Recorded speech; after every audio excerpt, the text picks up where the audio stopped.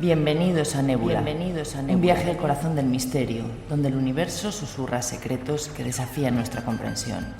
Somos Raúl Sacrest y Patricia Alonso, tus guías en esta travesía por lo desconocido, donde las estrellas no solo iluminan el cielo, sino también los enigmas que guardan. En Nébula exploraremos los misterios que yacen más allá del horizonte, aquellos que se esconden entre las sombras de la realidad y la imaginación. Desde antiguas civilizaciones que miraban al cielo buscando respuestas hasta fenómenos inexplicables que continúan desafiando a la ciencia moderna. Acompáñanos en cada episodio mientras desentrañamos historias de lo inexplicable. Exploramos los confines de la mente humana y nos adentramos en las profundidades del universo en busca de las respuestas que yacen en el abismo. Ajusta tu mirada al firmamento. Apaga las luces de la razón y deja que el misterio te envuelva. Esto es Nébula. Bienvenidos a lo desconocido.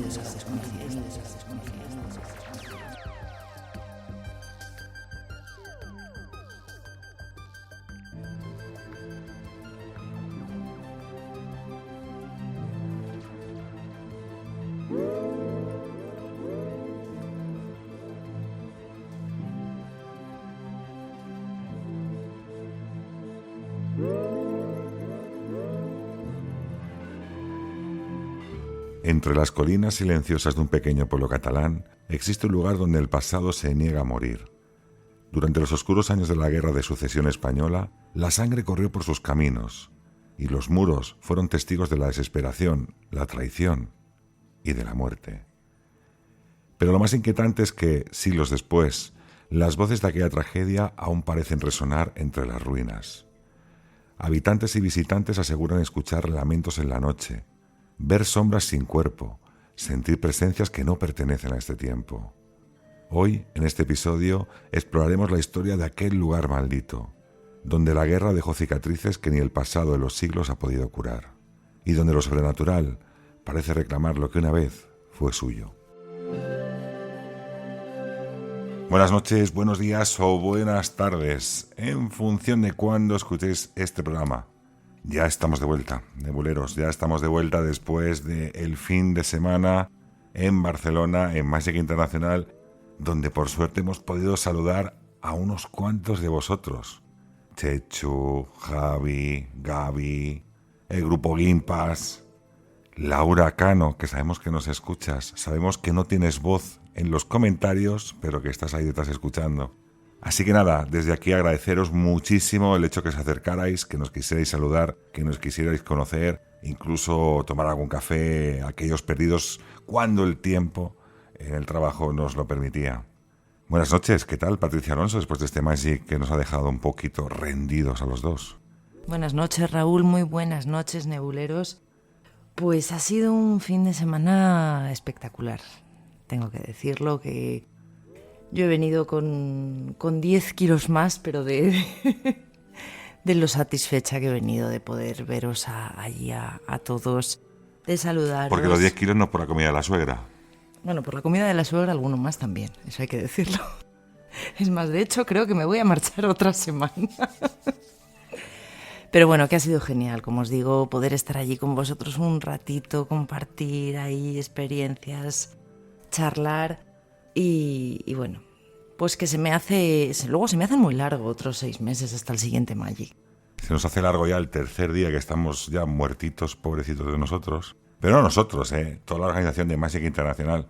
Pensad que lo que estamos es dispuestos a que todo visitante tenga una gran y grata experiencia, mágica sobre todo en este sentido.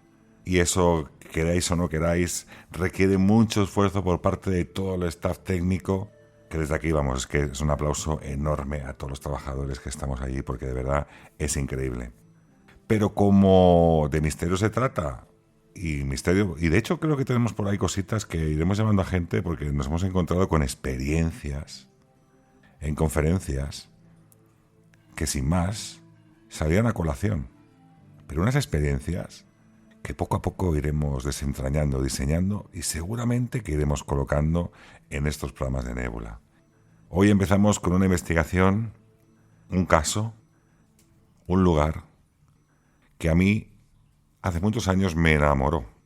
Y de hecho, fijaros que De los lugares cuando solemos ir nosotros a la playa, vamos a Sant Pol de Mar con Patricia, porque es un lugar que me enamoró, se lo presenté y yo creo que de alguna forma también ella se enamoró de aquel lugar, de aquel pueblecito, de aquellas playas, en Sant Pol de Mar.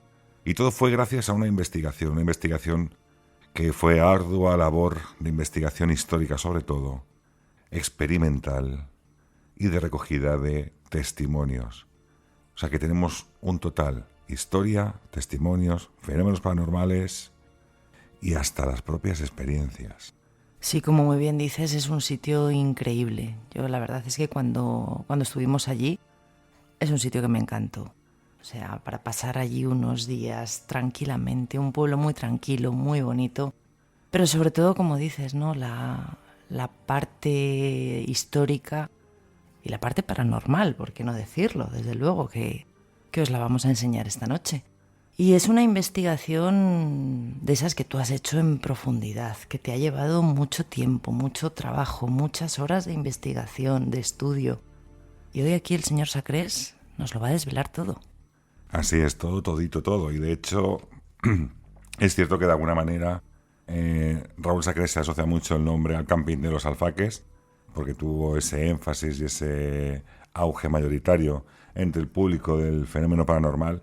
Pero os puedo garantizar que este lugar concreto, Sant Pol de Mar, Torre Martina, torre de vigilancia del siglo XVI, en un principio, para la observación y vigilancia del mar Mediterráneo con los piratas, se convirtió en un lugar de muerte y hoy en día se ha convertido en un lugar totalmente espiritual y donde aquellos muertos, yo creo personalmente, que reclaman su sitio en la historia.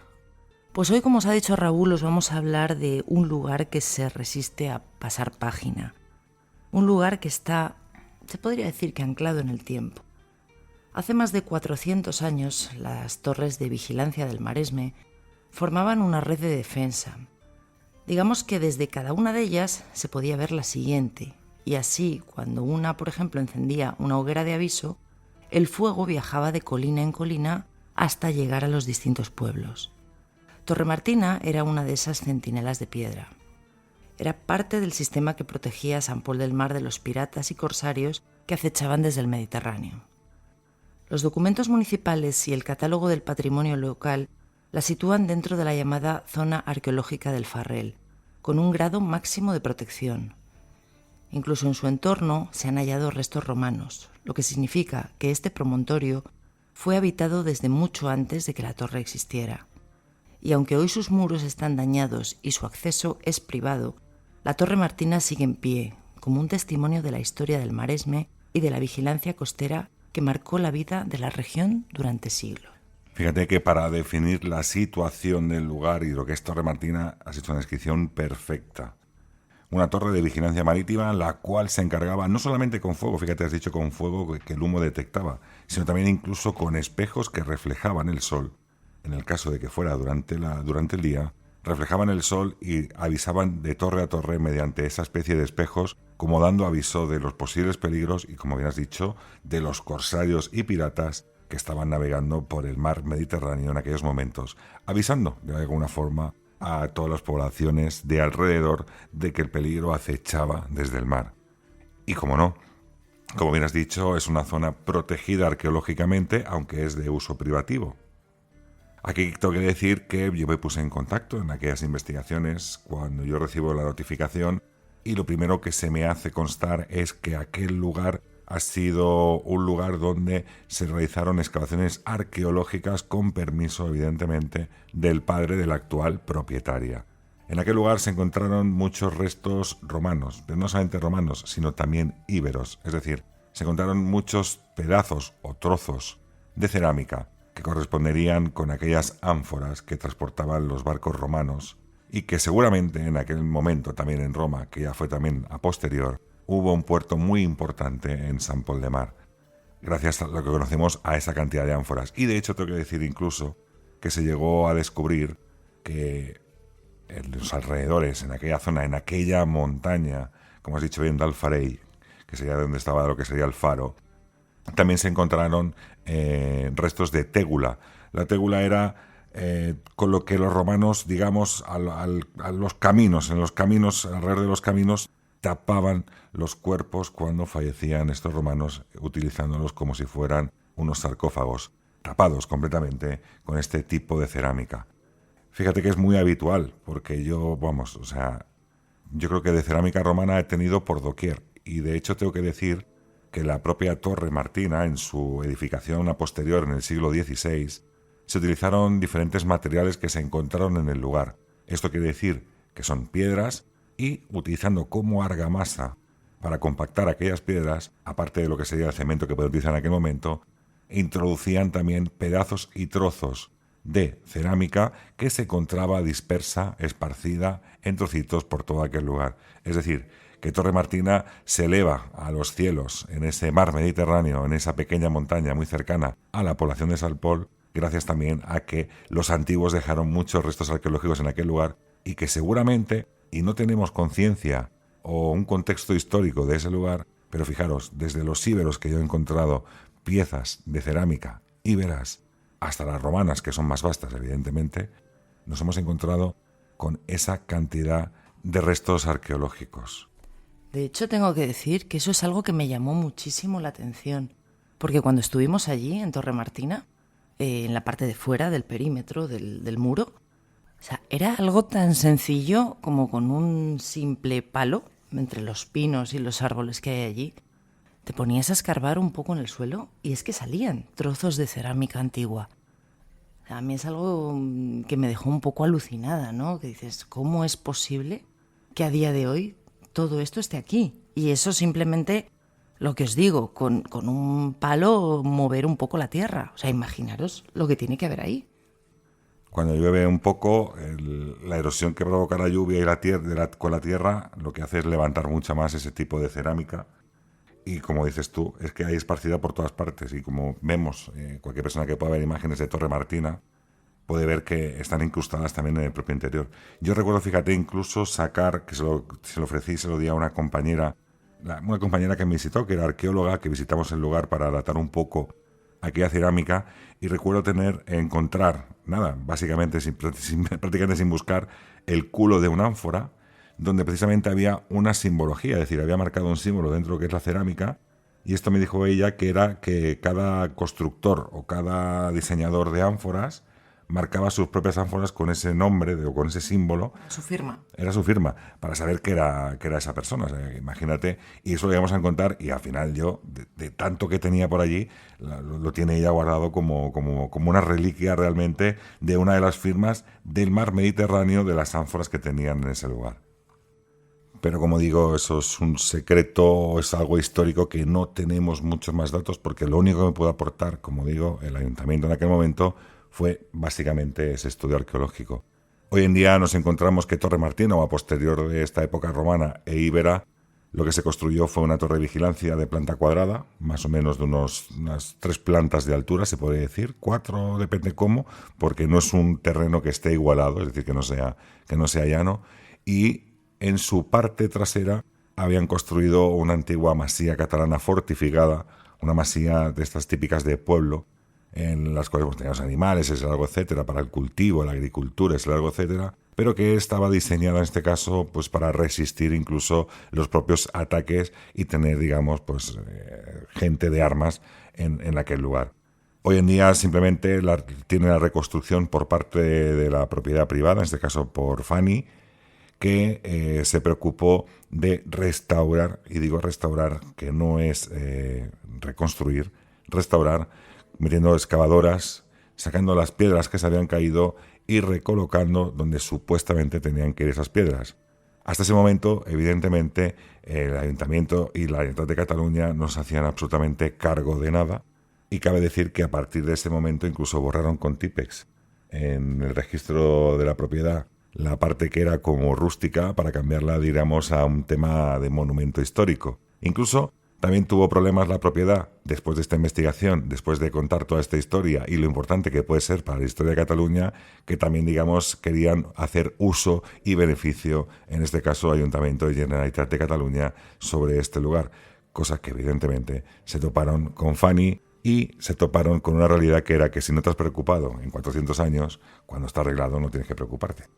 Y fíjate la preocupación que tenían como monumento histórico, en este caso el ayuntamiento, que cuando permitió la construcción de un hotel, cuando ya Sant Pol se volvió mucho más turístico que pescador o agricultor, lo que hizo fue permitir que un hotel muy cercano, cuando empezó su construcción, pudiera acceder a esta Torre Martina y llevarse las piedras talladas que nuestros ancestros habían picado con su sudor y con su sangre para llevárselas para montar un hotel y no reconstruir aquello. Bueno, date cuenta que el karma existe, ¿eh? Igual se llevaron algo más que las piedras. Sí, cuando descubren ya la parte bonita, ¿no? Y el tesoro que tienen entre manos sin haberse dado cuenta de ello. Que de hecho hay que decir que el ayuntamiento de Sant Pol empezó a ampliar su historia de lo que allí había ocurrido a raíz de tus investigaciones. Sí, por ello me pagaron con un mail cada Nochebuena, cada Navidad y cada fin de año felicitándome las fiestas. Cuando dices que hay una partida económica, a nivel cultural te dicen que no existía nada de todo esto. Y hoy en día es verdad que esa ampliación histórica está argumentada en la propia página del ayuntamiento en base, evidentemente, a las investigaciones que se hicieron, la publicación que se hizo. Incluso recopilando las fotografías que tenía el fotógrafo del pueblo, que su larga historia, trayectoria familiar en el pueblo también era de fotografía, y conseguí incluso fotografías del lugar de la propia guerra civil, o sea, fotografías antiguas de ese lugar que yo pagué buenamente como archivo histórico, pero que de todas maneras se han usado a posterior después de la publicación. Pero bueno, esas son historias que siempre pasan en este tipo de circunstancias. Bueno, pero no deberían pasar. No, pero siempre pasan. Esto es hay que acostumbrarse que solamente tienen dinero para sus gastos propios los políticos. Yo ya no te hablo de un reconocimiento económico, que ya sabemos que eso, bueno, es arduo, complicado, porque ya se lo gastan en otras cosas. Pero, no sé, por lo menos un reconocimiento. Porque ellos realmente se han dado cuenta de lo que tenían entre manos y de muchas cosas de la historia de lo que allí ocurrió gracias a ti y a tus investigaciones. Bueno, el mayor reconocimiento es que el pueblo catalán, la historia catalana, el pueblo de Sant Pol y la historia de Sant Pol tienen una historia que contar, una realidad que narrar, una realidad justificada a día de hoy, que en su momento, hasta que yo cogí aquella investigación, simplemente se contaba como una leyenda. A partir de ese momento, vamos a meternos un poquito en esta historia, vamos a dejar de lado los políticos porque son harto cansinos, que lo único que sirven, no sé, he dicho sirven, disculpar, a veces la cabeza se me va a otra parte, servir no sirven para nada, pero evidentemente vamos a ir con el caso, que es lo que nos atañe, y yo creo que la parte más interesante y sobre todo la parte histórica, y por qué esa historia tiene que tener relación con lo que ocurre a día de hoy, todavía, en Torre Martina. Pero antes de meternos en la historia realmente de lo que ocurrió allí en Torre Martina, y en la zona de Sant Pol, yo quiero saber, o sea, cómo te llegó este caso. Porque a mí es una cosa que me alucina, de verdad. O sea, ¿cómo le llegan a Raúl estos casos? No, bueno, pues simplemente, mira, yo siempre, cuando he estudiado publicidad, economía y demás, siempre me han dicho que el movimiento genera movimiento. Entonces, cuando uno está en movimiento, genera más movimiento. ¿Qué significa esto? Que yo recuerdo que en aquel tiempo, cuando me llega este caso, yo estaba metido de lleno, en aquel momento con la visión oculta, realizando el reportaje de hospitales. El reportaje en el cual recogemos, pues incluso hemos puesto aquí, el testimonio de enfermeras o de personas que han tenido vivencias cuanto más extrañas dentro del ámbito hospitalario. Sobre todo en hospitales abiertos, que esto era la idea. Y a razón de esto, yo conozco a una de las enfermeras que me relata sus propias experiencias en el hospital y que al cabo de unas semanas recibo una llamada diciéndome que hay una doctora que tiene diferentes fincas, entre ellas la de Torre Martina, y que casualmente en esta le habla de que pasan cosas extrañas. ¿Por qué? Porque el primer dato que yo recibo es que personas que han pernoctado, que han estado en ese lugar, parece ser que nunca quieren volver. Y parece ser que viven situaciones extrañas, cosas raras, como que no tiene sentido. Así que lo primero que hice es atender aquella llamada y coger los datos que pude de aquella doctora, en este caso de Fanny, que hoy en día ya está jubilada, ha sido doctora de la Seguridad Social durante muchísimo tiempo, durante muchos años, de hecho ahora está jubilada, como bien he dicho, y me pongo en contacto con ella directamente para que me explique esta realidad. Pero todo es una consecuencia, insisto, de entrevistar a una enfermera y que esta enfermera, al cabo de unas semanas, sabiendo que esta doctora tenía estos problemas en aquel lugar, acabe llamándome.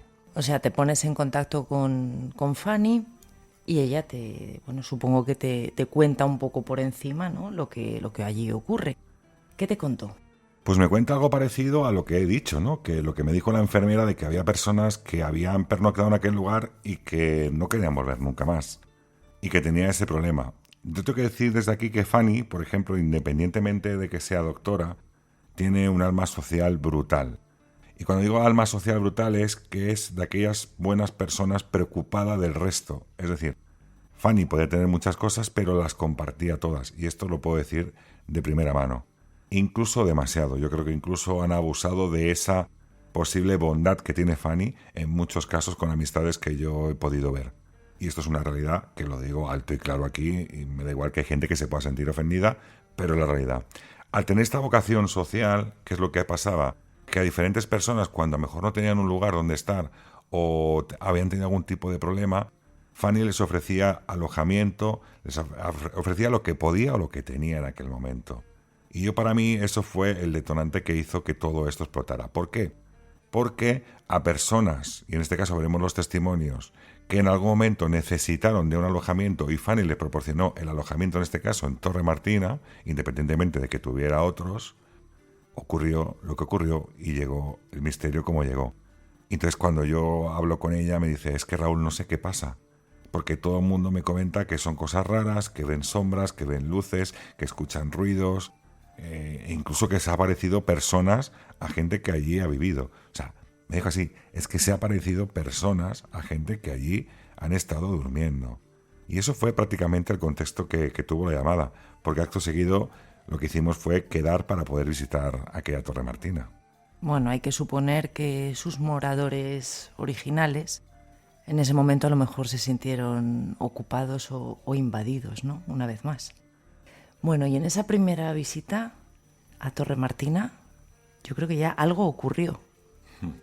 Sí, totalmente, algo ocurrió. Además, pues yo quedo con Fanny, yo no la conocía, evidentemente, más que por llamada telefónica. Quedamos en un punto de Barcelona, cercano a mi domicilio, ella me recoge en coche y evidentemente, como yo no sabía cómo llegar a Torre Martina, es ella la que conduce el vehículo. Pues llegamos y lo primero que hace es abrir lo que es el recinto, es todo como una parcela, como he dicho, se alza a mitad de esa parcela lo que es Torre Martina, hoy en día ya completamente reconstruida. En un lateral hay como una serie de apartamentos donde estaba la antigua masía, es decir, aprovecharon los muros que quedaban en pie de la antigua masía y aprovecharon para realizar una serie de apartamentos. Unos apartamentos que tengo que decir que básicamente son un baño, un comedor, una cocina y una habitación. Simplemente algo para una pequeña estancia y poder estar en este lugar. Pues aquello que Fanny lo primero que hace, como cualquier persona que enseña su casa o su recinto o su tal, me lo enseña todo, abre lo que es la Torre Martina y ascendemos, por todas aquellas primeras plantas. La primera planta tiene como una especie de comedor y cocina todo unificado, porque es una de planta cuadrada, como he dicho, muy chiquitita. En la siguiente planta tienes lo que sería, su habitación, la verdad que queda grande, es una habitación grande con todos sus libros y todas sus cosas. Y la planta de arriba, que sería como la terraza, donde está la opción de la vigilancia, o antiguamente la vigilancia, hoy en día para disfrutar de ese mar Mediterráneo que tienes en todo tu entorno, ¿no? Antes era para vigilar, ahora para poder disfrutar de ese mar Mediterráneo. Pues lo curioso es que cuando llegamos a la habitación, lo típico que hacen todas las personas es abrir las ventanas cuando tú vas a tu apartamento, a tu casa, a tu segunda residencia, abrir todas las ventanas para ventilar después de, a lo mejor llevar un mes, 2 meses, 3 meses, 4 meses, un año cerrado. Y intentamos abrir lo que sería la ventana que daba a su habitación. Y no podíamos, Patri. Era algo brutal. Es decir, me dijo, Raúl, inténtalo tú porque está atascada esta ventana y tal. Intenté tirar con todas mis fuerzas, y os lo prometo que tiré con todas mis fuerzas, y aquello no se movía 1 milímetro. Claro, yo en el fondo pensé, esto es una ventana de madera. Aquí puede haber humedad. Tenemos el mar prácticamente a muy pocos metros.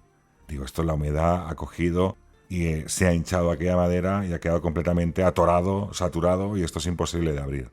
Así que, por más que tiré, llegó un momento que estaba tirando para ver si la conseguía abrir, y Fanny me llegó y me dijo, no te preocupes, digo, porque tengo a Yalo, que es una persona que se encarga del mantenimiento aquí de Torre Martina y de una masía que tenía, bueno, muy cercana, es igual la masía que tiene. Otra masía se encarga del mantenimiento de estos lugares que lo tengo contratado para esto. Y dije, bueno, pues ningún problema. Aquello que volvemos a bajar y me dijo, bueno, tú Raúl, haz lo que tengas que hacer, lo que sea y tal. Pues yo iba armado con mi cámara fotográfica, mi cámara buena en aquel momento que tenía, y empecé a realizar fotografías pues de lo que sea todo el recinto. De hecho, tengo un reportaje fotográfico de Torre Martina impresionante, de día y de noche, cabe decir, en ambos casos. Y empecé a fotografiar lo que es Torre Martina, el entorno, la antigua masía donde estaba el apartamento, incluso 2 caravanas que están allí puestas también, porque si alguien más quiere pernoctar en aquel lugar, hay 2 caravanas. Una estaba muy destrozada, una yo creo que me dijo en cierto momento que tuvo gente que la utilizó también la caravana como gallinero. O sea, imagínate cómo está aquella caravana, la amarilla que has visto en las fotografías. Sí. Bueno, total que empiezo a fotografiar. Y en un momento dado, después de darme varias vueltas por el entorno y demás, vuelvo a mirar la Torre Martina y me doy cuenta que aquella ventana, aquella que había sido imposible abrir por más que aplicara todas mis fuerzas, estaba abierta de par en par. Bueno, yo veo a Fanny que está pues arreglando unas plantas que tenía, unas flores que tenía por allí, y me acerco a Fanny y le digo, Fanny, has subido tú a la torre, has conseguido abrir la ventana, ¿cómo lo has hecho? Y me dice, no, Raúl, dice, yo no he subido, no me digas que está abierta la ventana. Digo, ven, me acompañó hasta, digamos, de frente a aquella ventana que quedaba en altura, y le digo, esa ventana está abierta, si no has estado tú. Digo, porque yo no he entrado, digo, estoy haciendo fotografías de todo el entorno. Así que lo primero que yo me encontré fue una ventana imposible de abrirse, pero que al mismo tiempo, al cabo de unos minutos, sin interacción de nadie, porque estábamos solos, ella y yo, en aquella montaña, en aquella Torre Martina, aquella ventana quedó completamente abierta. Hay gente que me ha dicho, la presión, porque tú cuando abres el recinto ya entra aire y después de que entra, no lo sé.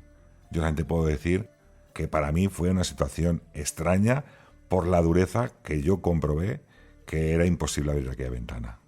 Hombre, las posibilidades son muchas, desde luego, pero bueno, cuanto menos extraño, ¿no? Porque cuando una ventana de madera antigua está bombada por la humedad, hombre, es difícil. Ya, si la puedes abrir, ya te cuesta, obviamente. Pero si está completamente cerrada, que no podíais abrirla y que luego de repente aparezca de par en par abierta, no sé, a mí me resulta cuanto menos extraño.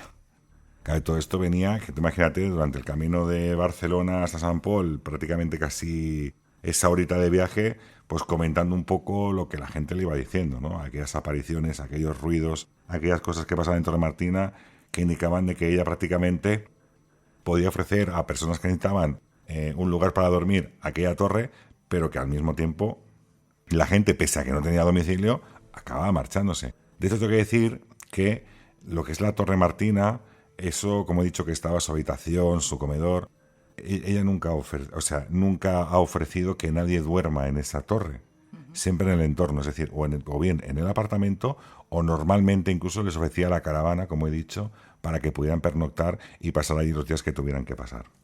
Entonces entiendo que después de que Fanny te contase todo esto, tu investigación, obviamente, digamos que se dirige hacia la historia de lo que allí ocurrió.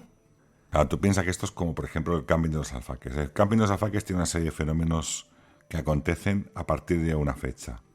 Y seguramente que cualquier lugar, cualquier fenómeno paranormal o fenómeno de índole extraño acontece a razón de una fecha concreta que puede ocurrir algo. Entonces, aquí viene, como has dicho de un primer momento, esa investigación histórica del lugar. ¿Qué había pasado en este lugar o qué había dejado de pasar en este lugar para que aquellas personas no pernoctaran? Hablaban de presencias, de luces, de ruidos, de voces, de todo tipo de fenómeno paranormal que se daba en ese mismo lugar y entre personas diferentes que incluso entre ellas y entre sí no se llegaban a conocer. Y esto fue la primera investigación. Así que lo primero que yo me topo cuando hago la investigación histórica es en una leyenda que circula por el Ayuntamiento de San Pol y por la zona de San Pol. Y no es otra que la Guerra de Sucesión Española en el año 1714, cuando la ciudad de Barcelona está, digamos, asediada por Felipe V, en este caso por el duque de Popoli. Resulta que se dan cuenta que el puerto de Sant Pol es el que suministra la ciudad de Barcelona para resistir, digamos, aquel asedio que sufría la ciudad de Barcelona. Entonces se dan cuenta de esto y lo que hacen es enviar ciertas tropas.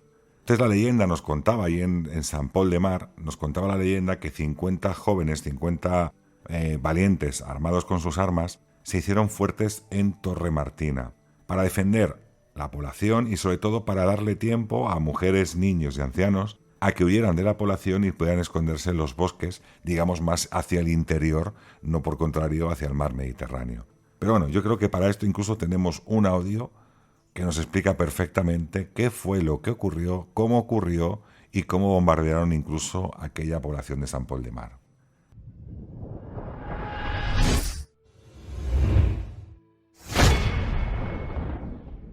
El 14 de febrero de 1714, el pueblo de Sant Pol de Mar corrió la peor de las suertes tras una estratégica decisión. A sabiendas de que el puerto es un punto fuerte e importante para las comunicaciones y suministro de víveres, así como fortaleza en la retaguardia del asedio a Barcelona, se toma la siguiente decisión. El duque de Popoli ordena salir desde Barcelona en dirección a Sant Pol 4 potentes cañones, 200 caballos y 200 hombres de infantería. Por mar le dan soporte 2 galeras y 2 fragatas fuertemente armadas. Estas tropas se unen a una gran cantidad de soldados provenientes de la población de Mataró y dirigidas por el comandante Cano. En Sant Pol, ajenos a estos movimientos y despliegues de fuerzas por parte de las tropas francesas, aguardan vigilantes un centenar de soldados, dirigidos por el sargento mayor Bernat Faig. Días antes, el llamado Frente Exterior se une a estas tropas para darles mayor cobertura. Estas milicias son los llamados paisanos. Estos pequeños grupos paramilitares estaban compuestos por la propia población que no dudó un instante en tomar las armas. El fin era acabar con los abusivos impuestos llamados quincenadas, polémico dictamen de Felipe V para sufragar el asedio a la ciudad condal. La contienda tiene una duración de 26 horas, donde las tropas catalanas no tienen otra opción que rendirse ante los ejércitos borbónicos. De esta forma, el 15 de febrero de 1714, este enclave estratégico pasa a ser territorio de Felipe V. Tras largas horas de batalla, el pueblo de Sant Pol de Mar queda reducido a escombros y cenizas. Con ello, Barcelona pierde uno de sus puertos más activos e importantes en esta guerra de sucesión española. Los supervivientes tras esta sangrienta masacre y destrucción improvisan pequeños cobijos con las velas de las barcas a orillas del mar Mediterráneo.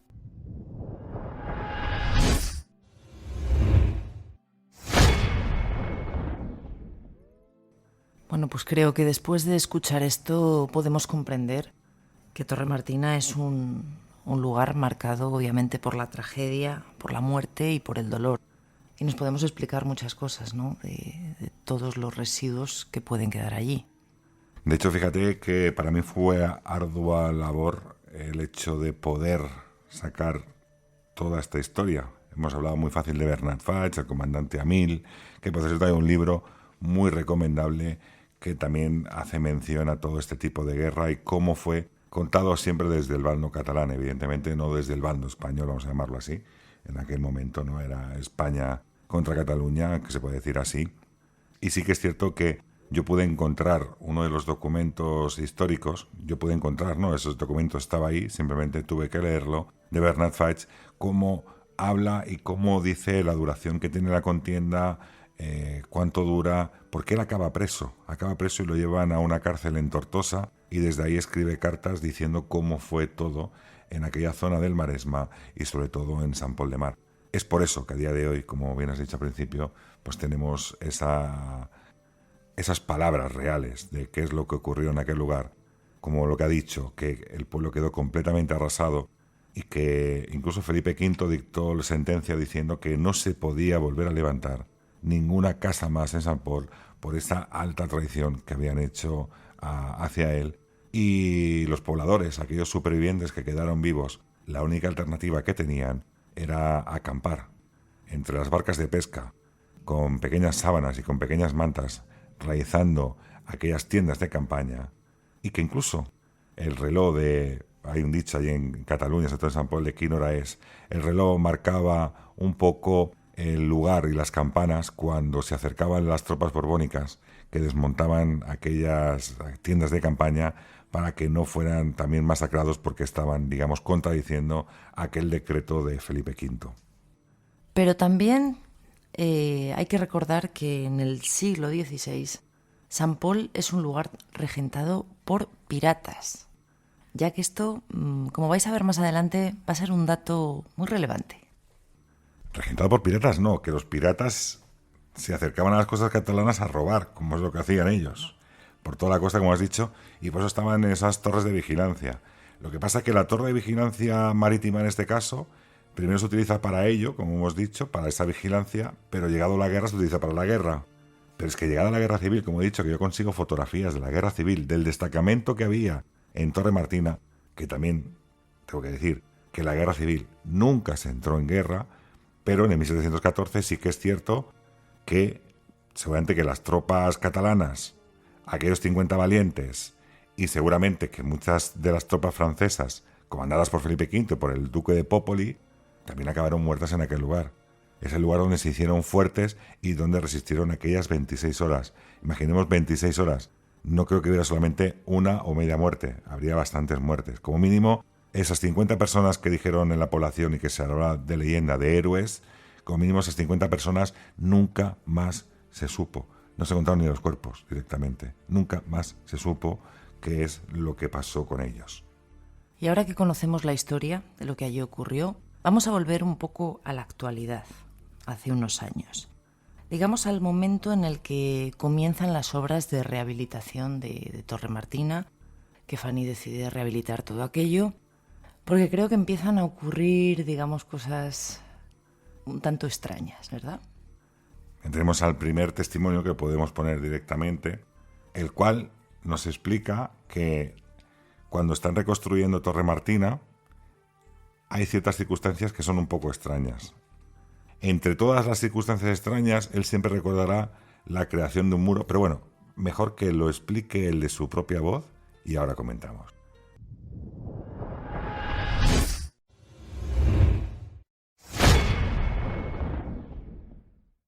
Nos encontramos en Torre Martina y podemos hablar ahora mismo con Jaime, que hace un tiempo atrás estuvo trabajando en la reconstrucción de Torre Martina y a su misma vez todavía sigue trabajando hoy en día. Hola Jaime, ¿qué tal? Hola, muy bien. Bueno, era para que nos explicaras un poquito qué es lo que ocurrió tiempo atrás, más o menos cuánto tiempo hace que trabajas aquí, en qué año trabajaste. Hace como 5 años, ¿no? Como Fue 5 cuando años. pasaron eso, que se nos pega la pared, ¿no? O sea, no había forma de subirla, ¿no? Ajá. Se cayó como 5 veces, ¿no? Hablamos que fue el 2007, 2007, sí, más o menos. sí. ¿Y qué dices que ocurrió? ¿Que levantabais el muro? Y se caía, no había forma de... Ajá. Una vez, otra vez, bueno, 5 veces. 5 veces. 5 veces. Y es normal que esto ocurra, mejor en un a ver, terreno te puede pasar, escarpado. no, porque además, o sea, claro, no hay presión de la tierra ni nada de eso, o sea, eso es sólido. Imagínate que subes aquí una pared y, bueno, una vez porque, bueno, lo hagas mal, ¿no? 5 veces para poder conseguir levantar este muro. No, el de Tocho, El de este ya Tocho. estaba, ¿no? Este ya estaba porque Este estaba era aquí. como si este no quisiese que subiese el otro, ¿no? O sea, ¿no? Pero cuando lo querías arriba, era, ¡bah! ¿no? Bueno. ¿Y la explicación que podíais dar en aquel momento? ¿Decís A ver, alguna cosa? en principio porque lo estábamos haciendo mal y bueno, incluso que había un negrito que decía que ese muro no quiere estar aquí. No quiere, ¿no? No quiere estar aquí. No quiere estar aquí, no No es quiere que Cuba, se ¿no? levante. Y antiguamente, entonces, Jaime, en este lugar, ¿qué es lo que se encontrábamos? O sea, ¿qué es lo que había situado antes de que estuviera este muro aquí levantado en forma de apartamento hoy en día? No, bueno, antes esto debía pertenecer a lo que era la masía antigua. La ¿no? masía, ¿no? Entonces, claro, se han aprovechado todo lo antiguo, ¿no? Era, todo pertenece, bueno, pues a 600, 1700, no sé, Sí. ¿no? O sea, que la idea fue aprovechar el muro de Aprovechar piedra el muro, pero bueno, para revestir por dentro. y interiormente, en aquel momento había un pequeño muro. Había Y por la parte de dentro, los restos, y eso era un agujero, ¿sabes? O sea, que bueno, estaba lleno lleno de de piedra, piedras. de ruido de cuando existía la masía aquí, ¿no? O sea, eran, digamos, como habitaciones que estaban totalmente derruidas por el tema de la masía. Exactamente, ¿no? Y entonces, bueno, lo que se ha ido, claro, es ir aprovechando, ¿no? Los espacios, a ver, los que son vistos, pues bueno, porque además todo aquí está todo construido con las piedras de la antigua masía, ¿no? O sea, todo ese excavado, vuelve a sacar, ¿no? Pero bueno, que ese muro nos traía por la calle de la amargura. Al final se pudo aguantar, ¿no? Al final sí, hombre, y bueno, y de momento aguanta. Y de momento aguanta. Muy bien, pues muchas gracias. Venga, encantado.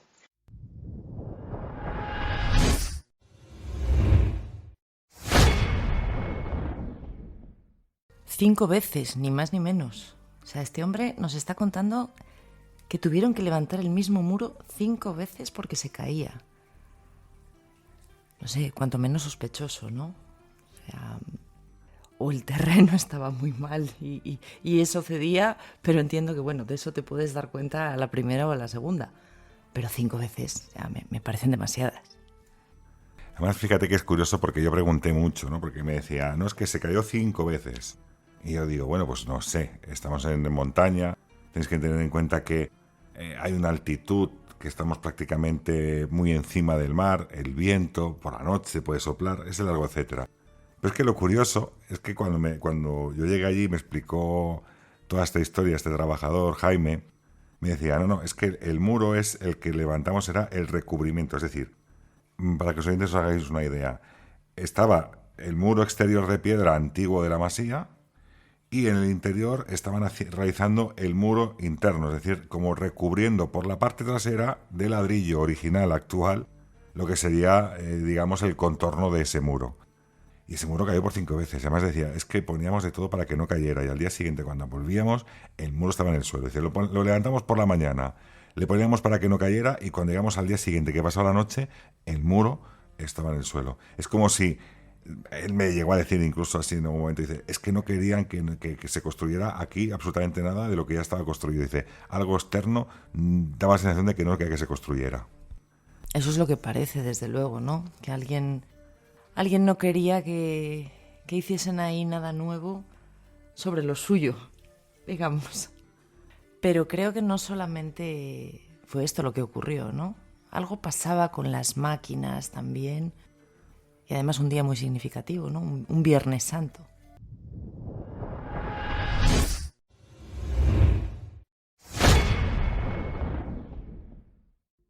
¿Dónde pasamos algo? Arriba, aquí.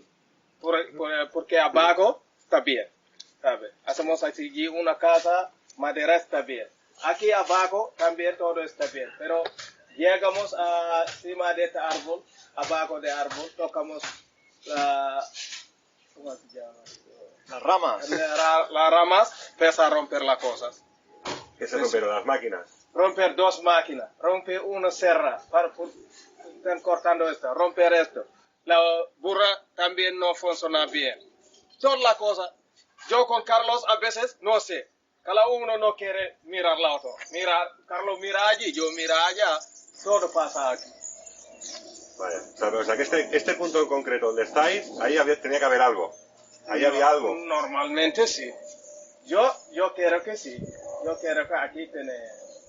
Antes tenía algo, pero ahora porque venimos vosotros, final no lo veo nada. A venir nosotros ya no hay nada. No. Pero ya lo decía, hay fantasma en árbol. Normalmente sí se sospechado, sí. ¿Y qué dices también? ¿Que has escuchado a veces alguna cosa que ha pasado por aquí o...? No he escuchado, pero ya están tranquilos a veces. Están trabajando como una cosa me pasa. Pero no sé. Esta no sé. O sea, como si pasara alguien por detrás tuyo y te has girado y no había nadie. Sí. Esta no sé esta cosa. No sabes bien qué puede ser. No. Pero el día de las máquinas que se rompieron todo, eso sí. Esta seguro. Aparte creo que era un día concreto, ¿no? Que era Viernes Santo. Viernes Santo, queda un Viernes Santo, porque yo dice Carlos, aquí hoy Viernes Santo, fantasmas no te caben. No van a dejar trabajar. No te caben. Nosotros obligar a trabajar, pero no te caben. Porque están rompiendo la cosa, están haciendo cosas. Y encima nosotros mismos no están felices, están trabajando así. Yo con Carlos. Pero están rompiendo. Vaya, toda una historia, ¿eh? Sí. Es toda una historia. Sí, bueno. Sí, ¿no? Tú eres musulmán, tú crees más en estas cosas, ¿no? No, bueno, sí, pero nosotros no, sí.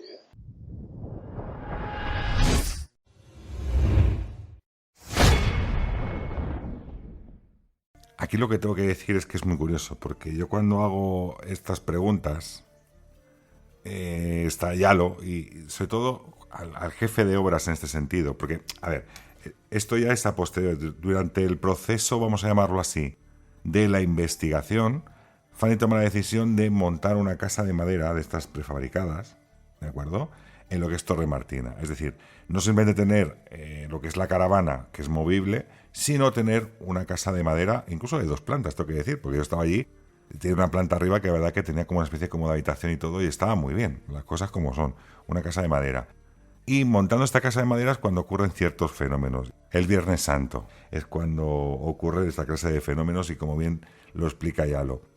Cuando yo pregunto qué máquinas son, digo, pero bueno, ¿qué tipo de máquinas son que a lo mejor se pueden estropear? Y me dicen que las máquinas son aquellas, son primero sierras, que es difícil que se estropee lo que es el motor, y lo segundo eran las máquinas estas que disparan clavos, que eso va con presión, que eso tampoco tiene ningún mecanismo, no tiene ningún mecanismo que se pueda estropear, pero que no funcionaba ninguno. Y que cuando mejor funcionaban las máquinas, que tampoco tiene ningún tipo de mecanismo así extraño, resulta que la burra, o en este caso el grupo electrógeno, porque no había corriente, empezaba a fallar. Algo seguramente que no querían que allí trabajaran. Fíjate que no solamente es que se les estropeasen las máquinas, sino que ellos mismos, digamos que notan una cierta presencia o presencias por allí, ¿no? Que incluso uno de ellos dice que comentaban, hay un fantasma en el árbol. Eso lo decía Yalo porque su español en aquel momento no era el más bueno, ya habéis escuchado hablar a Yalo. Decía, sí, hay fantasma en el árbol, como queriendo decir que ahí en ese árbol justamente pasaba algo como bien describe. Claro, yo entiendo que con el ruido de las máquinas, evidentemente, el escuchar pisadas o que alguien está en tu entorno es muy complicado, ¿no? Simplemente por el ruido de las máquinas. Pero es curioso que decía, y me comentó antes de esa entrevista, que cuando estaba trabajando, por el rabillo del ojo tal, veía como figuras pasaban por alrededor suyo. Es decir, que en el momento que él estaba trabajando es como que alguien pasaba y miraba y resulta que allí no había nadie. Pero sí que es cierto que él había visto pasar aquellas sombras. Y por eso le pregunté en aquel momento que si había escuchado, había notado algo, porque previo a esa entrevista, evidentemente me había comentado. Pero aparte de este hombre, sí que hubo alguien que vio algo claramente. O sea, que lo supo describir como una persona, un matrimonio, ¿no?, que trabajaba por allí. Claro. Aquí ya nos metemos en los testimonios de las personas que han pernoctado o han vivido durante una temporada en Torre Martina. Aquí volvemos al ámbito social de Fanny, de la propietaria, que ella conoce a un matrimonio que viene de Bulgaria, que no tiene nada, ni siquiera sitio para poder pernoctar. Supongo que los conoce a nivel de ambulatorio, como ella es doctora, es la forma que tiene de conocerlos. Y ella les ofrece el hecho de poder estar en Torre Martina. La única condición que les dice es que requiere un pequeño mantenimiento, es decir, las plantas, los muros, todo ese largo etcétera que ella había reconstruido, pues que requería un poco de cuidado y de esmero a la hora de tenerlo más o menos en condiciones. Es, digamos, la única alternativa que les dio en el sentido de decir, bueno, yo te ofrezco esto, no es del todo gratuito, sino que me tienes que mantener en perfecto orden lo que es Torre Martina. Y así fue, y así durante unos meses estuvieron, pero vamos, yo creo que qué mejor que ellos que nos expliquen esas experiencias que tuvieron para saber qué es lo que vivieron.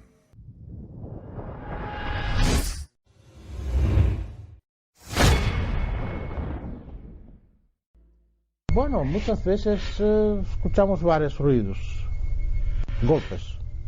A veces escuchamos algún voz, pero muy flojo así. Me fui abajo para dormir y mismo cerré la puerta, me desvestí, me poní de la cama y de repente un ruido, pero esa vez muy fuerte. Las luces son más o menos un bolitas así. Se nota que es una bolita de aire, pero es blanco, claro, azul, una cosa así. Es una luz, pero de energía. Bueno, siempre flotaban, me rodeaban muchas veces así, a veces sale una bolita, a veces más. La primera cosa donde entró en mi cabeza era que eso es una atención, yo me llamo una atención de otro mundo. Escuchábamos ruidos, vimos las luces, bolitas, pero no nos molestaron y no tenía miedo, me sentía cómoda. Pero el otoño sentí que esto no es mi sitio, que esta tierra, que estos fantasmas o no sé o qué, no nos quieren aquí. Mi marido gritó y yo me desperté. A la ventana vi una cara. Era cara de hombre con pelo negro, liso hasta el hombro y con un fraquillo. La cara era muy blanca, tenía unos ojos negros, sentí una fuerza enorme.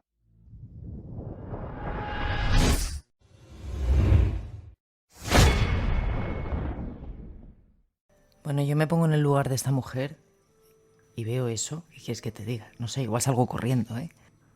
Desde luego, la descripción que hace es auténtica, viendo fotos y viendo imágenes, tal cual de un soldado, ¿no? De la guerra de secesión, con melena por el hombro, pelo liso, flequillo. O sea, creo que ahí no cabe duda ninguna. Yo tengo que decir que luego hice un reportaje para la televisión, para Misterios en Sebastián de Arbó, y junté a todo. De hecho, habéis escuchado unos sonidos de fondo, es porque se ha extraído directamente de ese documental que hicimos de Torre Martina. Y yo recuerdo que la gente tenía miedo. De hecho, hay otro testimonio, que ahora contaré también lo que vivió, que no quiso ni siquiera volver a Torre Martina. Pero es que no ha vuelto en años, ni quiere volver. Pero es curioso, cuando estaban allí, la sensación de nerviosismo que se les notaba a ellos. Pero fíjate lo curioso, ya no solamente es la visión, porque claro, tú estás durmiendo, tu marido grita, te despiertas y miras a la ventana que está viendo tu marido y ves esa cara que se está mirando con cara poco amigable en este sentido. Claro, rápidamente me dijeron que esto es a posterior, el marido se levantó, abrió la puerta, salió fuera con linternas y con todo y allí no había nadie.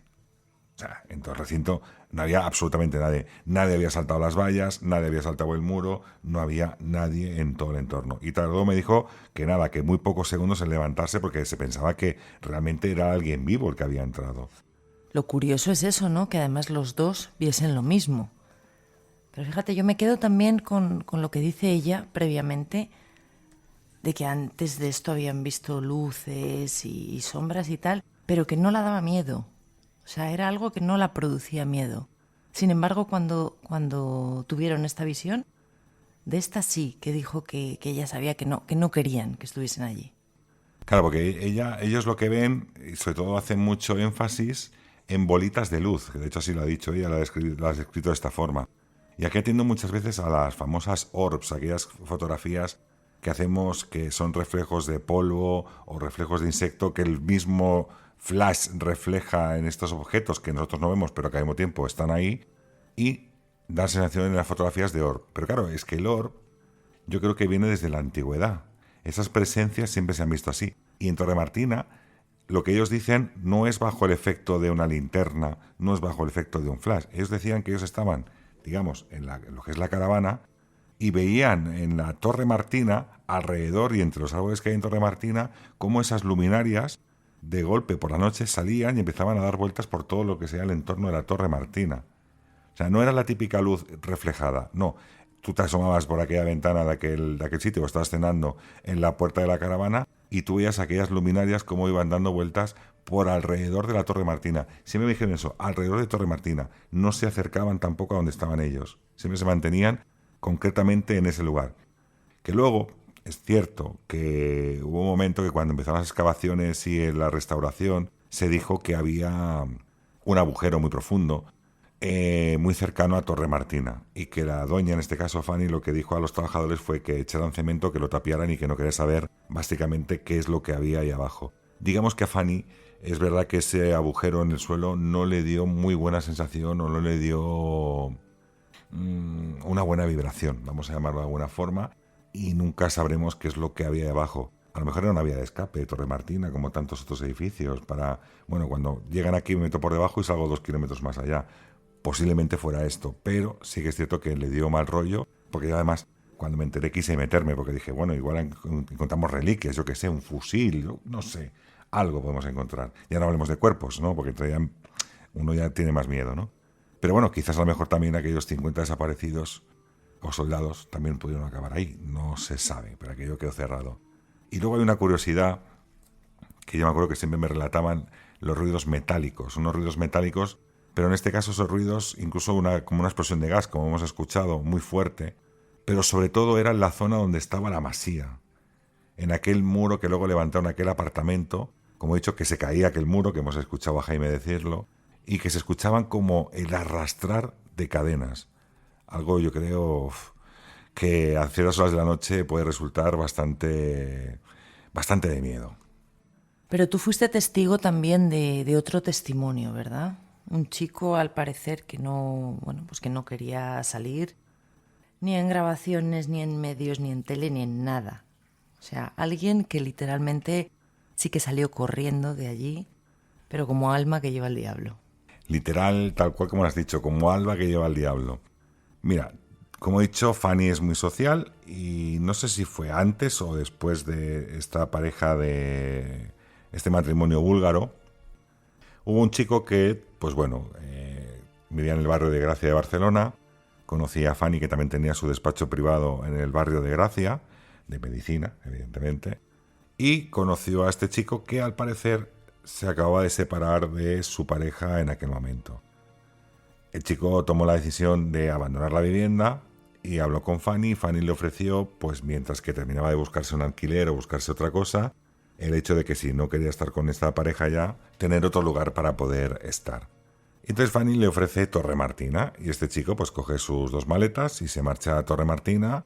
Él va cada mañana a trabajar, es largo, etcétera. Bueno, pues resulta que yo hablo con él por teléfono, incluso le incito varias veces a que me deje el testimonio grabado tanto en audio como en vídeo. Digo, por lo menos en audio te cambio la voz, y me decía que no, que él ha vivido esa experiencia, que me la contaba a mí por compromiso de Fanny, porque Fanny le había ofrecido ese tipo de ayuda y me la contaba por compromiso, o sea, no porque él quisiera, todo cabe decirlo. Así que imagínate, audio, televisión, vamos, ni por casualidad.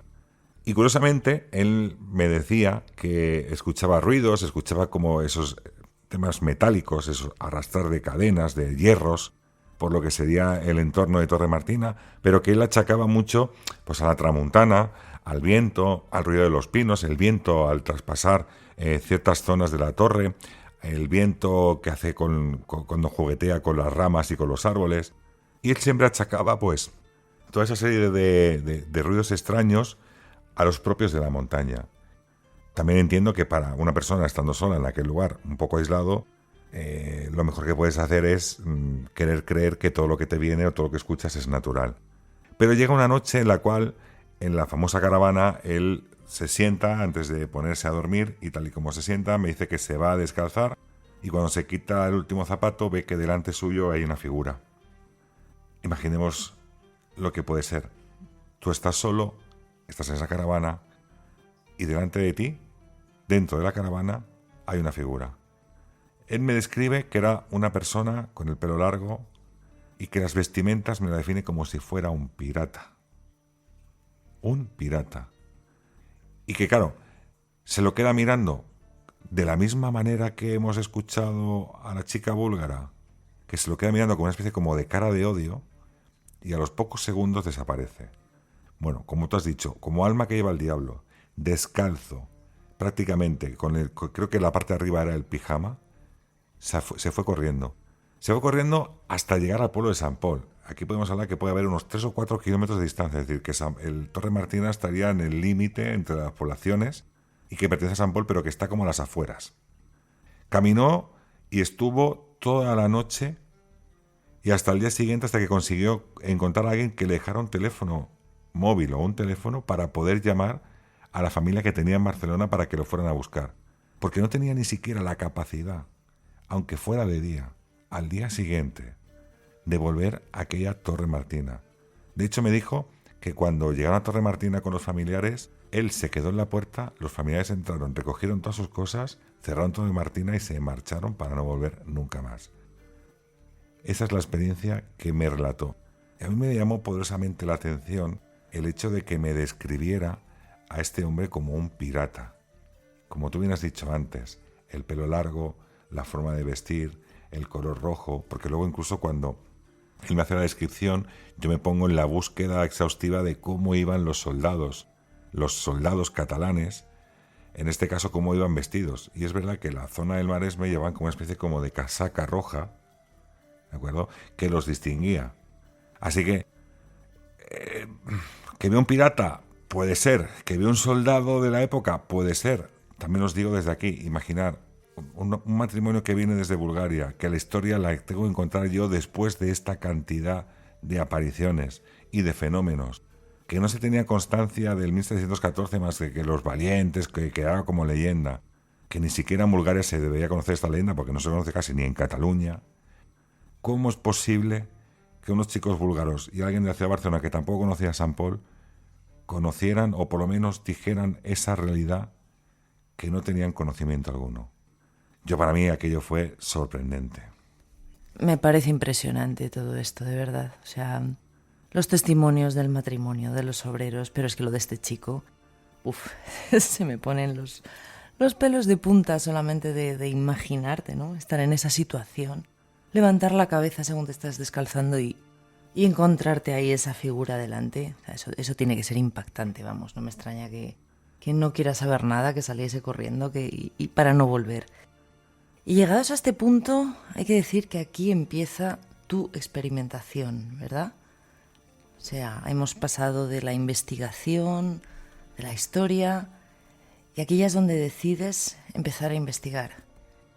Tomo la decisión ante tal calado de testimonios, trabajadores, gente que ha tenido ciertas experiencias, pues uno toma la decisión de decir, voy a venir aquí durante las noches. Claro, yo tuve durante una temporada muy grande, yo tenía las llaves de Torre Martina, yo era el poseedor de esa Torre Martina. Fíjate, ni el ayuntamiento lo ha conseguido, pero yo sí que era el poseedor de esa Torre Martina. Eras el amo del calabozo. Eso más o menos, algo así parecido al amo del calabozo. Y pues con los compañeros incluso de Visión Oculta tomamos la decisión de experimentar durante varias noches, incluso acompañándonos del señor Gómez, aquella persona sensitiva, vidente, no sé, como Aldo, Paloma Navarrete, como tantos otros que tienen ese don especial, que además, fíjate, yo recuerdo la primera noche que lo fui a buscar a su casa y cuando se sentó en el coche me dijo, ¿pero dónde vamos? Y le dije, simplemente te voy a decir que vamos a Sant Pol de Mar. A partir de aquí ya luego ingente lo que quieras. Y en aquel momento tenía 17 o 18 años. Y fíjate, cuando llegamos, que era de noche, en la misma puerta, se asomó, miró y dijo, yo aquí no entro, hay mucha gente y no veo que estén de buen rollo. Y se quedó en el coche durante bastante tiempo, hasta que, bueno, yo fui a buscarle, intenté convencerle para que pudiera entrar, porque no quería entrar. Y fíjate lo más curioso, que cuando conseguimos que entrara un poco y tal, que veía lo que veía él, me decía, Raúl, es algo raro, dice, porque hablan como un catalán muy raro. Él es catalán, el chico. Hablan como un catalán muy raro y parece que es francés. Fíjate la correspondencia. Catalán antiguo, 1714. Francés, las tropas de Felipe V. O sea que este chico Gómez, de entrada, no quería traspasar aquella puerta. Le dio miedo. O sea, imaginaros qué es lo que tendría que estar viendo esta persona. Y bueno, pero ahí ese digamos que fue el comienzo de todo, ¿no? Porque una vez que entrasteis dentro, empezaron a ocurrir bastantes cosas. Claro, y mira que al principio, que comienzo, que la persona se siente con la que vas, te dice que no pasa el umbral de aquella puerta, porque ve muchas cosas ahí, ve mal rollo. Y entonces tú miras hacia donde está mirando él, ves la noche, ves un poco la figura, cómo se forma aquella Torre Martina, ves los árboles y no ves nada más y dices, ahí tengo que entrar yo. Pues sí, ahí tuvimos que entrar. Y bueno, la verdad que la noche empezó a lloviznar también, cabe decirlo, que de hecho incluso coloqué una foto en su momento en Facebook, en aquel momento Facebook estaba bastante más de moda que Instagram y todas estas series de redes sociales. Y curiosamente, claro, con las gotas, pues lo que hablamos antes de las orbs, ¿no? Que salieron muchas orbs, que eran las gotas, lo publiqué en Facebook como, wow, qué sitio estoy investigando, y todo el mundo hablaba de que eran orbs y todas estas cosas, a sabiendas yo, a buen sabedor que no. Pero bueno, quitando anécdota en este sentido de Torre Martina, tengo que decir que sí que es cierto que hubo varias experiencias, hubo varias cosas que pudimos notar en aquella noche. Y la verdad que me quedaría con 2 casos concretos y con partes técnicas también que nos fallaron. Pues Raúl, somos todo oídos. A ver, cuéntanos esos 2 casos con los que te quedas. Pues para empezar, nos tenemos que ir hasta la casa aquella de madera que decía Yalo, Espíritu en el árbol. Como había estas referencias, aunque era en el perímetro directamente de lo que es Torremartina, decidimos poner una cámara de estas de Night Shot que graba en la oscuridad, yo y el compañero, para grabar en la oscuridad durante 10-15 minutos y luego ver qué ocurría, si realmente se captaba algo en esa oscuridad. Tengo que decir que estando, no ver prácticamente ni a un palmo, en completa oscuridad, imaginar la noche, en el cielo nublado, lloviznando, el interior de una casa de madera, era todo oscuro. No hay nada alrededor que proyectara luz. Como hemos dicho antes, ni siquiera hay luz eléctrica normal. Tienes que ir a través de un electrógeno. Y nos encontramos que en un momento dado el compañero estaba preparando la cámara, encendiéndola para esos segundos que tarda en el objetivo graduarse para grabar todo bien y que quede todo perfecto. Y justo en ese momento escucho yo unos pasos a mi alrededor. Pero tal cual. Yo creo que estaba muy cerca mío. Te diría un palmo o 2 palmos escasamente, escuché esos pasos. Y en ese momento, pues yo grité una expresión, dije, hostia o joder, no me acuerdo bien cuál fue lo que dije. Y es que prácticamente en el mismo momento el compañero también gritó otra expresión de joder o algo así. Total, que yo dije, bueno, ha escuchado lo mismo que he escuchado yo de aquellos pasos. Y entonces yo me dirijo a él en la oscuridad que teníamos aquella, encendiendo los móviles y demás, y le digo, ¿tú has escuchado lo que yo he escuchado, verdad, esos pasos? Me dice, no, pero justamente unos segundos antes de que tú gritaras, por delante del objetivo ha pasado como una especie como de sombra. Dice, cuando se estaba graduando, ha pasado algo justamente por delante del objetivo. Y la segunda fue que yo recuerdo dejar, antes de preparar todo esto, estamos en el interior de lo que sería la antigua Masía, donde está el apartamento ahora que antes hemos descrito, porque lo pusimos ese apartamento, digamos, como campamento base, vamos a llamarlo así. Ahí tenemos las cámaras, la grabadora de sonido, bueno, tenemos todo, y desde ahí pues diseñábamos un poco los puntos estratégicos donde colocar las cámaras, qué hacer, qué no hacer, qué grabar y qué no grabar. Aparte, primero y principal, de que tú has visto los vídeos además. Sí. Has visto los vídeos que estamos grabando lo que estamos hablando de cosas y tal, y luego pues se escuchan ruiditos. Sí, se escuchan ruidos y ya os digo que merece la pena verlos. O sea, es algo que dices, bueno, esto está pasando realmente. Y hay una cosa que a mí me llama mucho la atención, que tú has contado también, que hay un cierto momento en que tú escuchas algo fuera, ¿no? Empiezas a oír un barullo como si hubiese muchísima gente en la parte de fuera, ¿verdad? Ahí yo iba a explicar. Pues estamos en ese punto estratégico que hacemos grabaciones y demás y se nos escucha muchas veces. Aquí pasan cosas raras, se escuchan ruidos. Pues en la lluvia, no, bueno, aquella incertidumbre que no sabes de dónde te proviene. Y es verdad que en un momento dado, dentro de aquella casa, de aquel apartamento actual, dentro de aquellas entrañas de la antigua Masía, ¿no? Del muro, aquel único muro que todavía queda en pie, empezamos a escuchar como si hubiera mucha gente, un gentío en la parte de fuera. Escuchamos hablar, gritar, como correr. Y claro, lo primero que fue, aparte de los ruidos raros, fue mirarnos cara a cara diciendo, ¿qué está pasando aquí? Y mira, la primera intención que tuve no fue ni siquiera la de salir a ver qué pasaba. La primera intención que tuve recuerdo tener la cámara Night Shot en la mano y dije, esta es la mía, la enciendo y cuando le voy a dar al botón de grabar para captar aquellos sonidos de aquel gentío, digo, de alguna manera para luego escucharlo con cascos o con lo que sea, justo cuando le doy al botón de grabar, aquello desaparece. Es decir, el gentío como si se hubiera, volatilizado, evaporado. No existió nunca más. Algo que nos dejó también un poco, claro, acto seguido salimos, dices, bueno, igual yo qué sé, es que había gente o lo que sea. Insisto, no es un sitio para nada que sea de paso, ni muchísimo menos. Es un sitio bastante, no alejado, pero sí que bastante desolado al nivel de gente. Allí no había nadie, allí absolutamente nadie, y menos tal cantidad de personas. Y si hubiera habido tal cantidad de personas, las hubiéramos visto, porque Alguien no puede subir en plena noche, lloviznando, en plena oscuridad, en una carretera que accede a Torre Martina, que no tiene ni siquiera luces, que es de tierra. No puede acceder sin una luz, o sea, y menos irse. O sea, si se hubieran tenido que ir, hubiéramos tenido que ver aquellas luces de tantas personas al unísono, gritando y hablando y dando voces. Me parece alucinante todo esto, la verdad. O sea, te escucho, por un lado, me da mucha envidia, porque tiene que ser alucinante vivir una experiencia de este tipo, pero por otro lado, yo reconozco que a lo mejor lo pasaría mal. También es verdad. No, más que pasarlo mal, es una situación extraña, porque ocurren cosas que se te escapan de la lógica.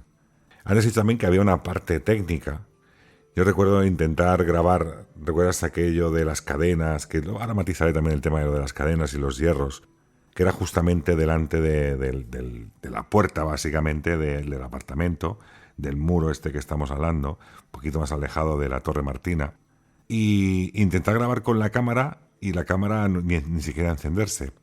Y curiosamente después con el compañero, con esa misma cámara y con esa misma batería, aquella que no se conseguía encender en ningún caso en aquel lugar concreto, para intentar captar, si pasaba como tanto decían aquellos testimonios, aquel ruido de aquel ruido de hierros o de cadenas en aquel lugar, por lo menos captarlos en lo que sea la cámara. Y no se encendía. Y curiosamente después estuvimos grabando una prueba de aislamiento con el compañero, que se quedó solo, y estuvimos grabando prácticamente de 15 y 20 minutos en Night Shot. Esto quiere decir que el Night Shot consume más batería que una cámara normal. ¿Por qué? Porque cuesta más el enfoque, trabaja más lo que es la cámara, y encima está tirando, digamos, el rayo infrarrojo. Porque alumbra con rayo infrarrojo, que esto la gente no lo sabe, pero es infrarrojo, aunque se vea verde, es un rayo infrarrojo. Y esto es lo que ocurre, entonces gasta más batería. Sentido ninguno, porque que no funcionen las baterías en un punto concreto, bueno, podemos ir al electromagnetismo, magnetismo de la Tierra y tantas cosas que fallan en diferentes puntos.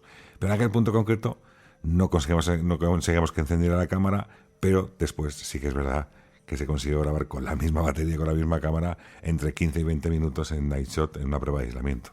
Bueno, es muy típico esto, ¿no? De que hay ciertos lugares en los que se dice que los dispositivos electrónicos literalmente se mueren, ¿no? En ese momento, de repente, ¿no? De estar cargadas las baterías a tope a pasar en 0, pues eso, a no poder utilizarlos. De hecho, eso a nosotros nos pasó en Belchite también. ¿Ves? O sea, los teléfonos móviles de estar cargada la batería hasta arriba, a de repente querer ir a hacer algo y dices, ¿qué ha pasado aquí? O sea, algo ha chupado toda la energía.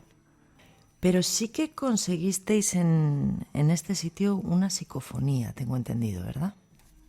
Bueno, la única psicofonía, yo como siempre digo, soy muy torpe para conseguir psicofonías y pruebas evidentes, o estas pruebas que tantos grupos de alguna manera consiguen al cabo, grupos y personas, cuidado, no vaya a calificar aquí a nadie, pero yo soy un negado en este sentido para estas cosas. Y curiosamente, pues fíjate, dentro de aquel apartamento donde estaba la antigua masía, creo que fue al día siguiente o a los 2 días, porque fueron varios días de investigación, no solamente de noche, sino también de día. Estuve con el sensitivo, con el señor Gómez, y estuvimos haciendo como una barrida directamente por todo lo que es el recinto. Y entonces entramos a lo que es aquel apartamento donde estaba la masía. Y de buenas a primeras, fíjate el dato que voy a dar. Me dice, aquí hay un hombre que tiene unas cadenas en los pies. Está diciendo que Torre Martina es suya, que él es el propietario de Torre Martina. Y claro, bueno, pues conseguimos entrar allí. Después de comentarme esto, decimos, pues bueno, intenta mover la puerta. Bueno, de hecho, vais a escuchar la psicofonía. Le decimos, intenta mover la puerta, a ver si puedes mover la puerta y tal. Veréis mi voz, veréis la voz del sensitivo y veréis una voz como de ultratumba que nos dice algo.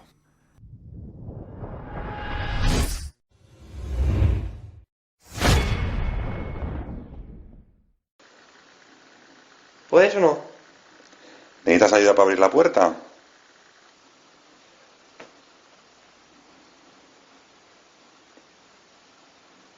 ¿Cómo?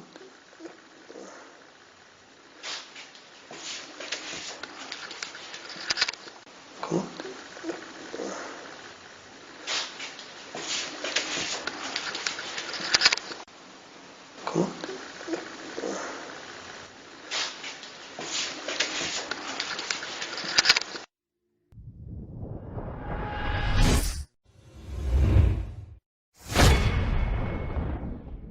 Bueno, ahora mismo no sé, yo estoy un poco en shock. También las horas de la madrugada que son. Ahora mismo cuando estamos grabando y estar escuchando esto en pleno silencio, metidos aquí en el ambiente, os aseguro que impresiona. Sobre todo porque después de escuchar esta voz, que bueno, ahora nos explicará Raúl lo que ellos entienden, porque la voz habla en catalán, además. Yo pensaba que el ruido que se oye posteriormente a la voz eran ellos, moviéndose, y resulta que no, que forma parte, digamos, de la propia psicofonía. Es como algo arrastrándose, o sea, después de decir lo que dice, es como, pues eso, como algo arrastrando por el suelo, ¿no? Como si una persona fuese andando y va arrastrando algo. Pero bueno, acláranos qué es lo que dice esta psicofonía, Raúl. Bueno, lo que tú dices, yo siempre digo que las psicofonías cuando son muy claras, bueno, muy claras no, por lo menos que se escucha esa voz, hay como un chasquido al principio y sobre todo al final. Y en esta psicofonía hay como un chasquido en esa parte final que tú te pensabas cuando habías escuchado todo este tiempo mientras que lo preparábamos, que era parte de no parte de la psicofonía, sino que era de nuestro propio movimiento. Sí. Pero si tú lo vuelves a escuchar, te das cuenta de que se escucha la voz, se escucha el chasquido, y unos segundos más tarde, unos segundos, cuando nos empezamos a mover, que entonces ya se nota en cámara que nos estamos moviendo. Y esto se ve perfectamente en vídeo, en sonido es más complicado. O sea, nosotros estamos completamente quietos, salta el compta en l'aigua Bueno, ahora yo estoy diciendo, la voz, para mí, por ejemplo, dice compta amb l'aigua. Es decir, traducido al catalán, el compta sería cuidado y l'aigua pues sería, evidentemente, el agua. Además, no es un catalán, porque ahora el catalán sería l'aigua. Y l'aigua sería más un catalán antiguo, quizás también de aquella época. Pero tenemos que recordar que la Guerra de Sucesión Española, como se dijo en un principio, digamos desde el mar, fue lo que más arrasó el pueblo de Sant Pol. 2 fragatas y 2 galeras bien armadas con cañones bombardearon toda la población de Sant Pol. Tenía sentido que alguien, un soldado o un poblador de Sant Pol de Mar, dijera que cuidado con el agua, porque por el agua era por donde llegaba el peligro y posiblemente por donde también llegaba la muerte. Antes nos has dicho que Gómez, al entrar allí, veía al que a él le decía que era el propietario de la casa, pero que este hombre tenía unas cadenas atadas a los pies. Cuéntanos a todos por qué esto. Bueno, todo esto son deducciones o lo que le informa esa supuesta entidad a Gómez, también tengo que decirlo así. A mí lo que me llama la atención es que Gómez no tiene ni idea de los testimonios y los testigos, que es lo que nos dicen esos testigos, de aquel sonido de cadenas arrastrándose. Incluso yo he cometido el error en muchas veces que he relatado esto al principio del programa en decir que se arrastraban cadenas, cuando lo que me decían los testigos realmente eran sonidos metálicos y el arrastrar de hierros, no de cadenas.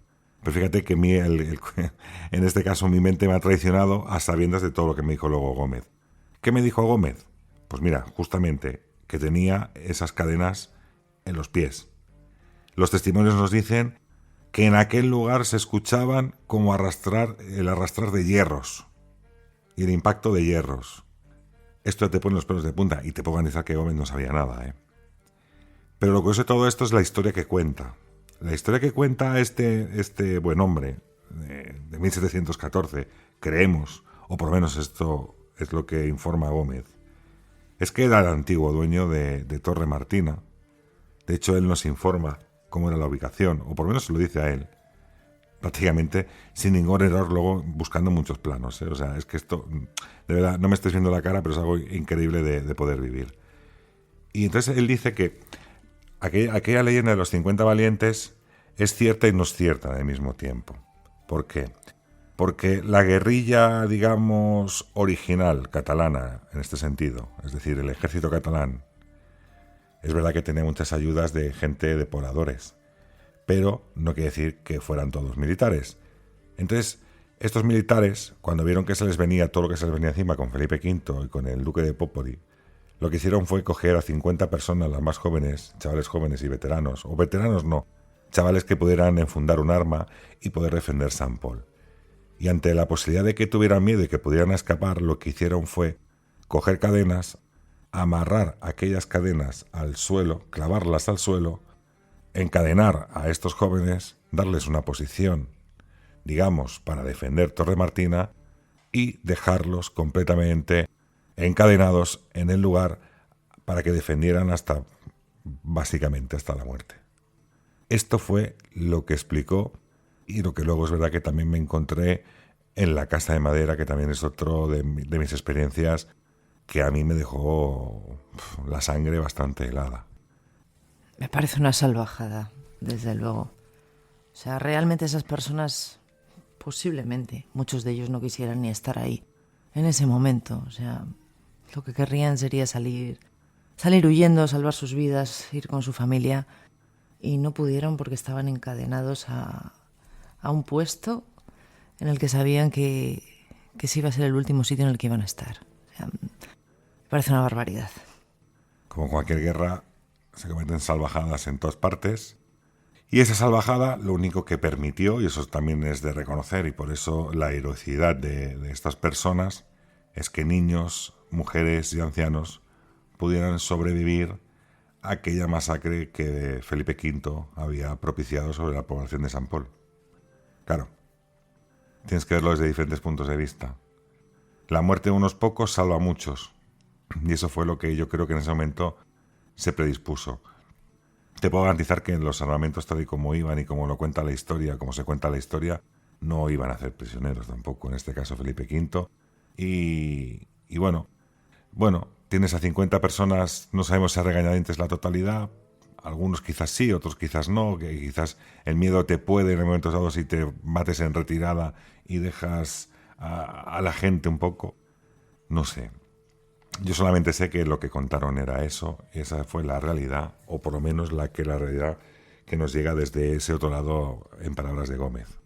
Está claro que cualquier tipo de guerra es una salvajada, tanto de un bando como del otro. La pena es que a día de hoy no hemos aprendido nada de todo esto, ¿no? Que seguimos exactamente igual o peor. Pero retomando todo esto, acabas de decirnos que viviste una última experiencia en la casa de madera. Vamos a por ella. Mira, es una experiencia que muy rara vez he contado y al mismo tiempo resulta de forma increíble. Como digo, Gómez tiene la facilidad, pues como Aldo, Paloma, siempre digo lo mismo, ¿no? Haciendo esa referencia al señor Gómez. Y recuerdo que llegamos en esas batidas, llegamos hasta la casa de madera. Esto era más o menos media tarde, al ocaso del día, prácticamente, el sol se estaba ya escondiendo. Y recuerdo entrar en aquella caseta calentada durante el sol por todo el día. Abrir aquello que es de madera era un horno, realmente es imposible estar ahí en verano si no tienes un aire acondicionado o se ha ventilado todo, porque aquello es un horno, eso siendo de madera, digamos que se calienta y mantiene el calor de forma, vamos, que no se lo recomiendo a nadie. Bueno, que quieras aún así, evidentemente. Y llegamos a aquella caseta, abrimos la puerta, entramos, todavía estaba más o menos prácticamente en construcción, como he dicho en un primer momento.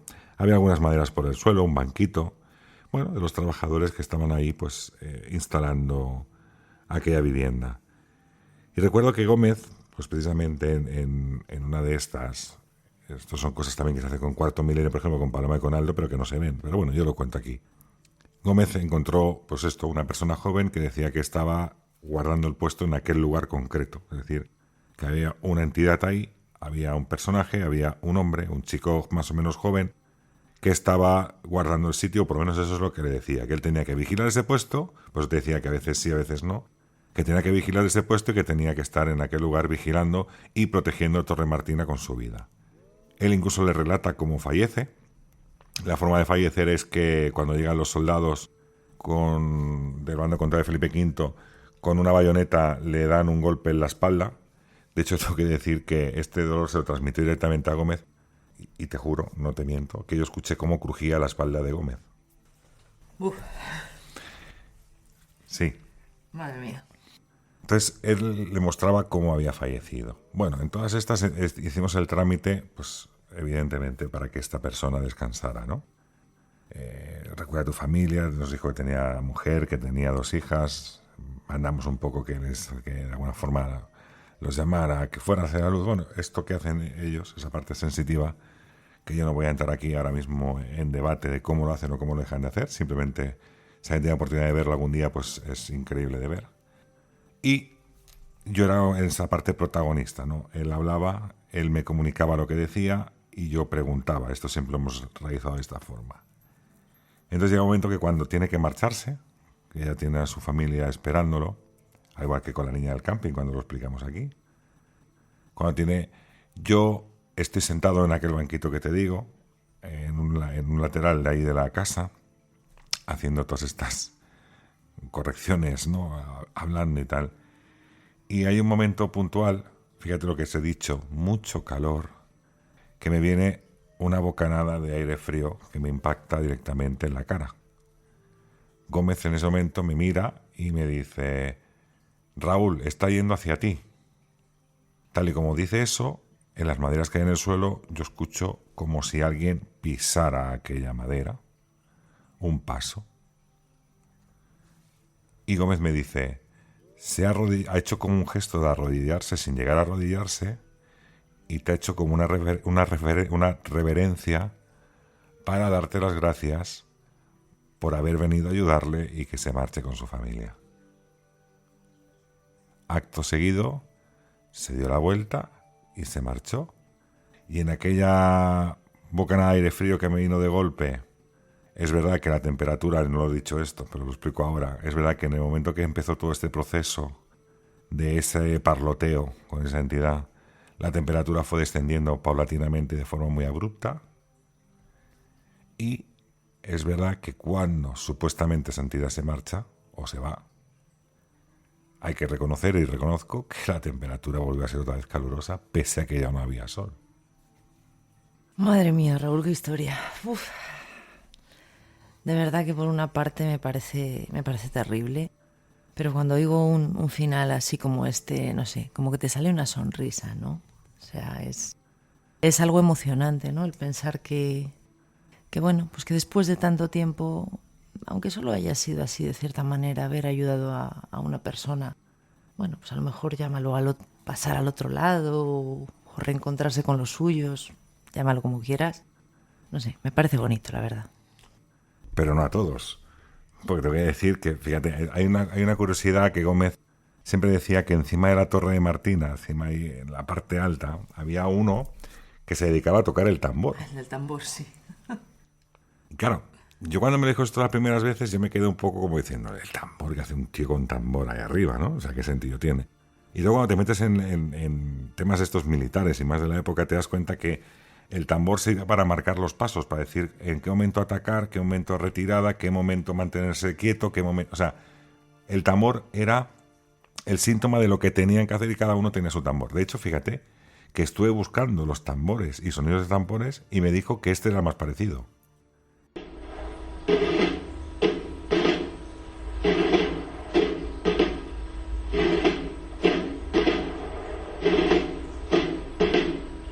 Y lo curioso de todo esto es que cada vez que íbamos a Torre Martina, aunque fuera de día, yo recuerdo subir un día que hicimos una especie como de costillada de carne, parrillada de carne y demás ahí en Torre Martina, porque he hecho muchas cosas de estas también. Tenía las llaves, era el amo del calabozo. Y yo recuerdo estar con él arriba y mejor estar hablando con alguien más que había allí. Y de golpe girarse y decirle que sí, que ya te he escuchado. Eso, Gómez, te lo juro. O sea, que ya te he escuchado. Pero ¿qué dices? Y dice, no, que me está explicando otra vez la historia ya que me ha explicado 50 veces y se repite más que el ajo, no sé qué. Sí, tal cual. Tal cual. Yo creo que ya llegó un momento que ya éramos conocidos también para los soldados, aquellos del pasado, y Gómez también ya sabía perfectamente con quién hablaba y con quién no hablaba. Pero sí, también decía que había como una especie... Yo recuerdo una noche que miró hacia abajo, estamos en la parte de arriba de Torre Martina, y miró hacia abajo y dice, he visto pasar algo negro muy malo, Raúl, he visto pasar algo negro muy malo, me quiero ir. Yo no sé qué era aquello, pero era una forma muy grande. ¿Recuerdas algo que dijo hace poco, que era como una cosa muy grande, negra, que no tenía una forma y demás? Sí. Pues algo así parecido. No sé, eso debe aparecer en ciertos momentos y les da mucho miedo a estos medios sensitivos, por lo menos. Eso es lo que a mí me demostró. Pero sí, bueno, ahí sigue estando Torre Martina y el del tambor seguirá todavía tocando su tambor por lo largo de los siglos, yo creo.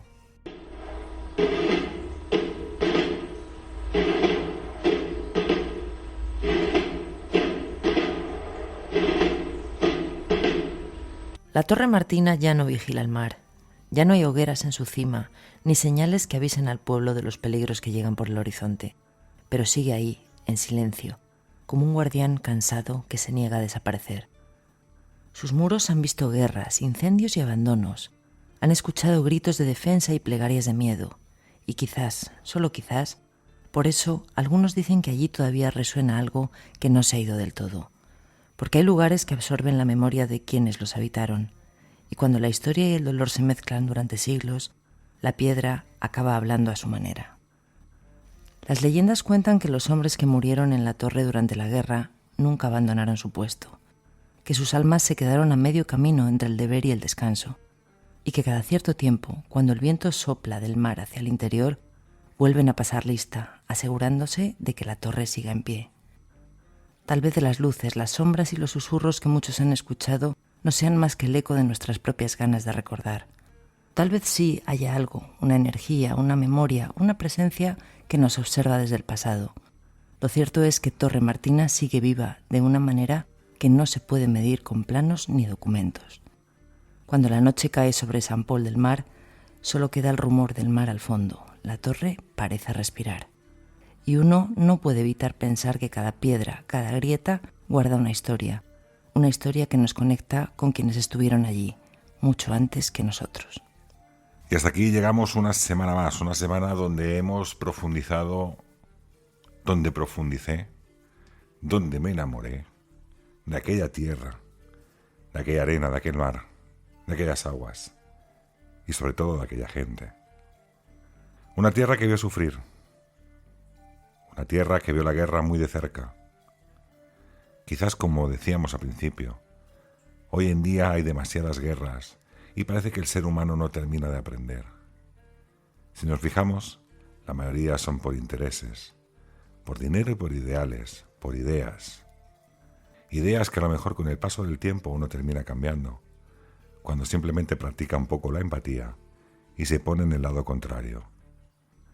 Volvamos a esos años a posterior de la guerra, donde aprendimos que las ideas, los territorios y los poderosos no son el mejor ejemplo a seguir, donde los ciudadanos, y ahora sí hago la referencia incluso, como en la Dana en Valencia, ahora que se ha cumplido un año, el pueblo salvó al pueblo. No nos dejemos caer en esas tentaciones. Nos escuchamos dentro de 7 días, donde Nébula volverá desde el firmamento hacia la tierra para escuchar y narrar esos misterios que tanto nos gustan y tanto nos apasionan. Hasta luego.